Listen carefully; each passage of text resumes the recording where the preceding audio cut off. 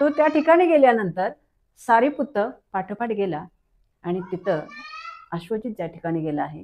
त्या ठिकाणी उभं राहून त्यांनी अश्वजितला आदरपूर्वक वंदन केलं, अभिवादन केलं आणि मग अश्वजिताला म्हणाला की महाराज, आपली मुद्रा इतकी शांत आहे, आपल्या चेहऱ्यावर स्वच्छ तेजस्वी भाव आहेत, तर आपण कोणाचा धम्म अनुसरला आहे, कोणामुळे हे वैराग्य धारण केलं आहे, कोण तुमचे गुरु आहेत? असं जेव्हा सारीपुत्ताने अश्वजिताला विचारलं तेव्हा अश्वजिताने सांगितलं, मित्रा, शाक्य कुळामध्ये जन्मलेला एक महान श्रमण आहे आणि त्याच्याच धम्माला मी अनुसरला आहे, त्याच्यामुळेच मी हे वैराग्य धारण केलं आहे आणि तोच माझा गुरु आहे आणि मी त्याच्याच धम्माचं अनुसरण करतो, असं अश्वजितनं सारीपुत्ताला सांगितलं. तेव्हा सारीपुत्त म्हणाला, महाराज, आपल्या गुरुचा सिद्धांत कोणता आहे, त्यांचा धम्म कोणता आहे, त्यांनी कोणता आपल्याला उपदेश सांगितला आहे? तेव्हा अश्वजित म्हणाला की मित्रा,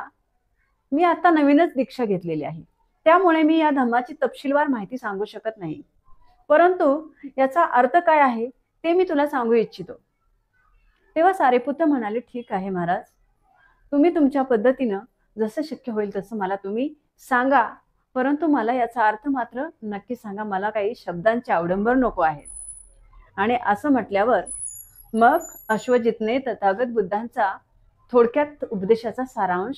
सारीपुत्ताला सांगितला आणि मग ते सांगितल्यावर सारीपुत्ताचं सुद्धा त्यांच्या त्या अश्वजितनं सांगितलेल्या उपदेशामुळे समाधान झालं.